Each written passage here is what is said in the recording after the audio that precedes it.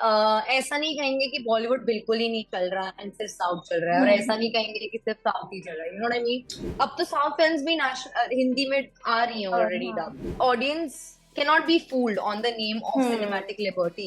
At the end of the day आप कुछ भी बनाओ, आपकी ऑडियंस ही चलाएगी ठीक। वो चीज। And to share screen space with Randeep sir, ये हर हम्म। एक एक्टर का ड्रीम ही हो सकता है। Over the time he taught me a lot as an hmm. actor। अगर आप अपनी ऑडियंस को सक्सेसफुली एंटरटेन नहीं कर पा रहे हो, then you are not doing the job।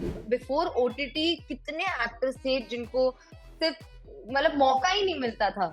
इसकी मॉम के साथ भी इसके रिलेशन इतने कुछ अच्छे नहीं होते। हम अपनी हवा में उड़ रहे होते हैं, अपनी ड्रीम लाइफ में होते हैं, हाँ हाँ कुछ भी देख लेंगे कर लेंगे types. So he is the king of energy. कभी मैं डायरेक्टर सर से बात कर रही हूँ, कभी मैं प्रोड्यूसर सर से बात कर रही हूँ, कभी मैं को स्टार के साथ हूँ, कभी अभी वो shooting in Poland for okay. The हाँ। Ravi Teja film. Kavya, first of all welcome to first India. Hi, thank you so much. Okay. तो शुरू करते हैं। अभी रिसेंटली आपकी कैट सीरीज रिलीज हुई है, तो जी उसी के बारे में बात करते हैं और शुरुआत भी उसी से करते हैं। तो कैट बिल्कुल। सीरीज के बारे में क्या कहना चाहोगे? I think it's one of its kind series, never been attempted before, and a hmm. beautiful story we have all come to tell. And I can't wait for everybody in India to watch it. And actually, जितने भी लोगों ने देखा है उन्हें पता है that what we have presented them. So I'm very excited, and I'm also very overwhelmed with the kind of response we all have received for Cat. And the reviews are amazing. The critics reviews are amazing. So I'm very very blessed. Okay. तो इस series में रणदीप हुड्डा के साथ काम करने का मौका मिला है, तो हाँ जी। कैसे रहा ये पूरा एक्सपीरियंस, कैसे रहा आपका? आई थिंक जब एक एक्टर काम करना शुरू करता है, वो ऐसी कुछ प्रोजेक्ट्स की ड्रीम करता है जिससे वो एक इम्पैक्ट क्रिएट कर पाए अपनी हम्म। ऑडियंस में। आप एक ऐसी टीम के साथ काम करना चाहते हो जो कि कहीं ना कहीं आपकी भी जगह एस्टैब्लिश कर पाए, और eight the end of the day एक ऑडियंस के दिल में जगह भी बना पाए। तो ये एक चीज मुझे कैट ने दी है। और हम्म।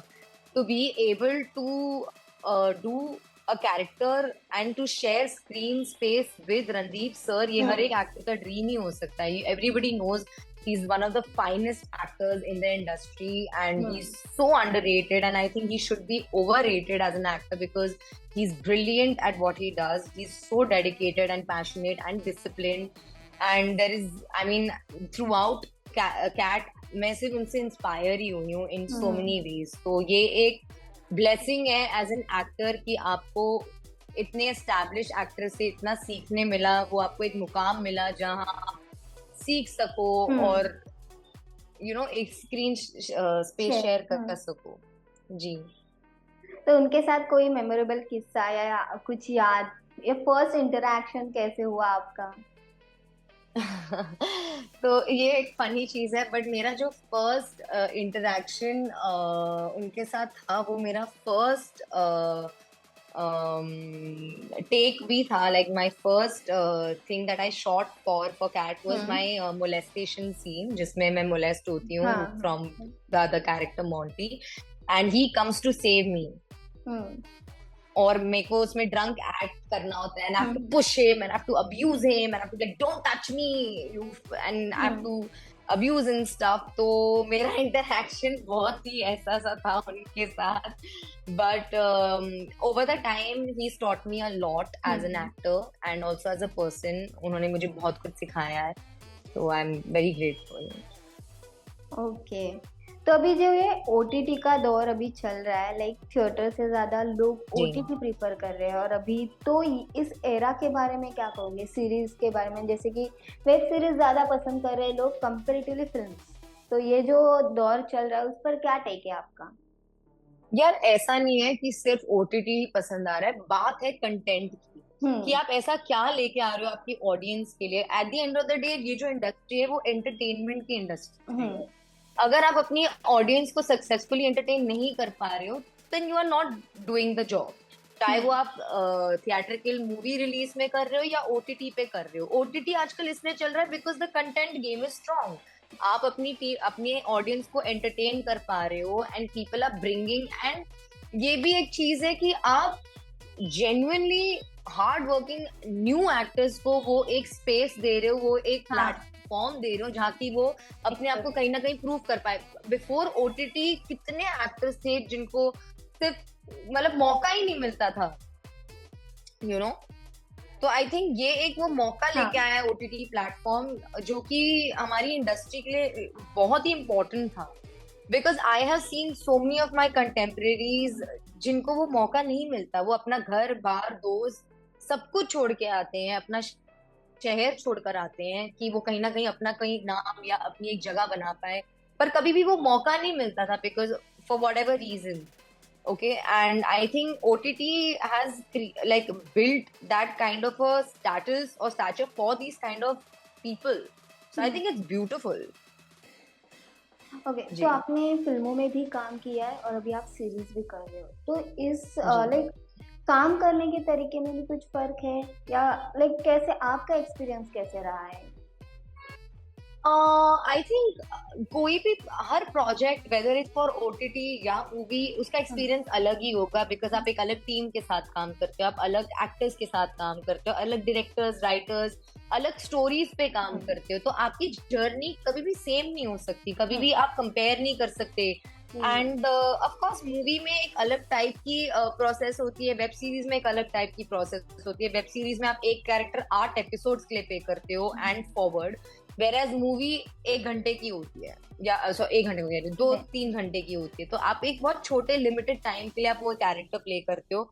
ये बात नहीं है कि आप उसमें वही सेम मेहनत, सेम एफर्ट नहीं डालते या सेम एनर्जी नहीं इनपुट करते हो, ऐसा नहीं है। आप हर चीज में इंडिविजुअली अपना अपना बेस्ट ही करते हो, but again journeys you can never compare, you just have to do your best, you just have to, आप अपनी तरफ से इतना करो कि आपको जो भी कैरेक्टर मिला है, जो भी काम मिला है, जितना भी मिला है, आप उसमें अपना 110% दो, बाकी तो वो ऑडियंस के हाथ में है, आप कुछ कर नहीं सकते उसके बाद। ओके, तो आपने जैसे कहा कि कैरेक्टर को कितने आप शिद्दत से निभाते हो वो मैटर करता है आखिरकार। जी, तो जी। ये जो कैट सीरीज में आपका किरदार कैसे है और आपने फिर क्यों सोचा कि नहीं, हाँ मुझे ये प्रोजेक्ट करना है? क्या कुछ खास था, अलग था?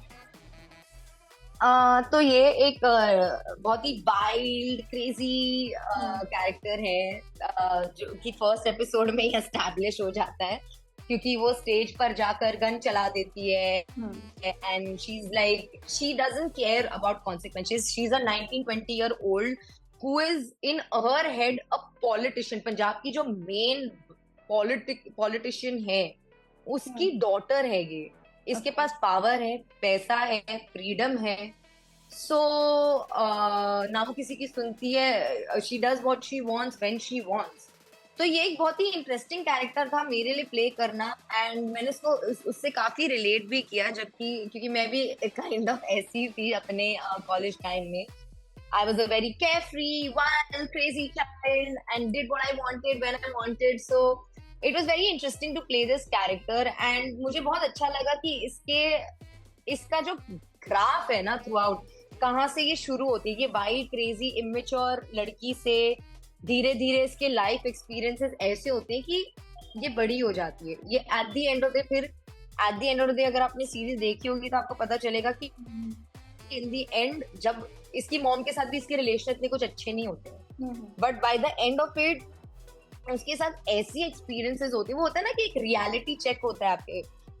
हम जब बच्चे होते हैं हमें चीजें नहीं पता होती, हम अपनी हवा में उड़ रहे होते हैं, अपनी ड्रीम लाइफ में होते हैं, हाँ कुछ भी देख लेंगे, कर लेंगे टाइप्स, बट जब आपको एक रियलिटी चेक मिलता है लाइफ में तो बहुत चीजें बदलती हैं, आप कहीं ना कहीं मेच्योर होते हो। मेच्योर आप तब होते हो जब आपकी लाइफ में ऐसे एक्सपीरियंसेस आते हैं जो आपको मेच्योर कर देते हैं, हाँ, आपको बदल देते हैं, आपको you always evolve as a person, as a human.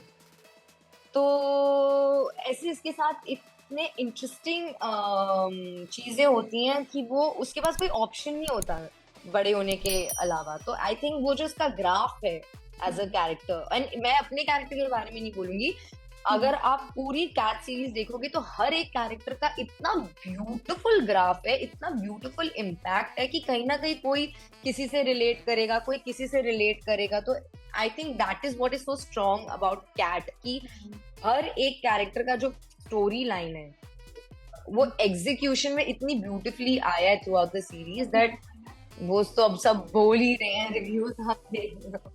तो ये एक चीज थी इस कैरेक्टर के बारे में जो कि मुझे बहुत अच्छा लगा, एंड इसका एक इम्पैक्ट भी ला रहा है लोगों की उसमें। एंड मुझे सबसे अच्छा ये लगा कि काफी लोगों ने आके ये बोला कि यार आई विश तुम्हारे कैरेक्टर का और देख सकते हम, जो कि आप देखोगे डेफिनेटली सीजन 2 में। ये तो सिर्फ शुरुआत है, एंड ये कैरेक्टर अभी आगे बहुत जाने वाला है, and it's gonna create a very different impact very soon. So I'm very interested, I mean very eager for people to see. Okay, तो इस कैरेक्टर के लिए आपको ऐसे कोई स्पेशल तैयारी प्रिपरेशन करना पड़ा या कुछ ऐसे खास कुछ करना पड़ा कैरेक्टर के लिए, या उसमें? यार देखो हाँ ऑफ कोर्स वो तो sorry to cut you off, but ऐसे हर एक कैरेक्टर की अपनी डिमांड होती है कि कुछ कैरेक्टर्स आपके अंदर ही होते हैं तो वो आप इमिडिएटली निकाल लेते हो। आपको इतनी मेहनत तो हर चीज में ही करनी पड़ती है eight the end of the day, but क्या होता है कि हर एक कैरेक्टर के इमोशन सेम होते हैं। लाइक हर एक कैरेक्टर गुस्सा करता है, प्यार करता है, रोता है, XYZ, हर इमोशंस होते हैं हर एक कैरेक्टर में, बस उसकी जो डिग्री होती है वो अलग होती है। तो आपको बस पता होना चाहिए कि कितना आपको देना है, कितना नहीं देना। एंड उसमें आपके डायरेक्टर भी आपकी बहुत हेल्प करते हैं, because your director also fine tunes you, and even क्या स्टोरी रिक्वायर करती है कैरेक्टर से। तो वो एक चीज होती है जो आप ऑन इन द प्रोसेस आप करते हो, उसके पहले आपको बैक स्टोरी पता होनी चाहिए कि ये कैरेक्टर ऐसा क्यों है, उसका क्या मोटिवेशन है, वो ऐसा क्यों कर रहा है। तो वो एक बैक स्टोरी आप आपके स्क्रिप्ट पढ़ते हो तो आपको पता चलती है, and it's a process. Definitely every character takes homework. अगर आपने होमवर्क नहीं किया है तो आप उसको जस्टिफाई नहीं कर पाओगे। ओके, तो रणदीप हुड्डा के साथ काम किया, क्या सीखा? मतलब कुछ सीखा होगा या कुछ चीजें नोटिस की होगी उनकी तरफ से, क्या कुछ सीखा आपने उनके साथ? आई थिंक उनका जो कैरेक्टर को लेके इंटेंसिटी है, जो डिसिप्लिन है, जो एक होल्ड है, उनका एक एज एन हर एक एक्टर का एक अप्रोच होता है अपने कैरेक्टर को लेके, वो अप्रोच और ये सारी चीजें, और हर एक चीज के पीछे मोटिवेशन होना, वो सारी चीजें मैंने उनसे काफी सीखी डेफिनेटली। ओके, तो अभी रणदीप सर के साथ काम कर लिया, अभी कहा रवि तेजा के साथ काम करने वाले हो, तो उस प्रोजेक्ट हो गया? हाँ जी, अच्छा हो गया। तो उस प्रोजेक्ट के बारे में क्या कहोगे, या फिर कैसे रहा था वो माहौल, उनसे क्या सीखा? So he is the king of energy, and I love his enthusiasm. I love how awesome he is. He's such a chilled out co-star. मतलब हम लोग हमेशा हंसते ही रहते थे on set. Like I would crack jokes. I would be like, because I'm a very funny person, and I crack jokes, and I'm very like, मतलब मैं मस्ती करती हूँ। I like to have fun on set, क्योंकि set पे इतना माहौल serious रहता है कि you don't want to make things more intense for anybody. I try to make it, और मैं हर जगह आपको ऑन सेट में आपको हर जगह दिखूंगी। कभी मैं डायरेक्टर सर से बात कर रही हूँ, कभी मैं प्रोड्यूसर सर से बात कर रही हूँ, कभी मैं को स्टार के साथ हूँ, कभी ऑन सेट बच्चे होते हैं मैं उनके साथ खेल रही होती हूँ, कभी मैं लाइट वाले भैया से बात कर रही हूँ, कभी मैं अपने दादा के साथ बात कर रही होती हूँ। तो I am all over the place. I like to have fun because 1000 चीजें हो रही होती हैं ऑन अ सेट, तो you just want to make everybody's mood good. That's how I like to do it. तो वो होता था काफी पोलैंड में। अभी वो shooting in Poland for the Ravi Teja film, but it was an amazing experience. उसमें भी मेरा कैरेक्टर बहुत कूल है, and it's a very interesting story.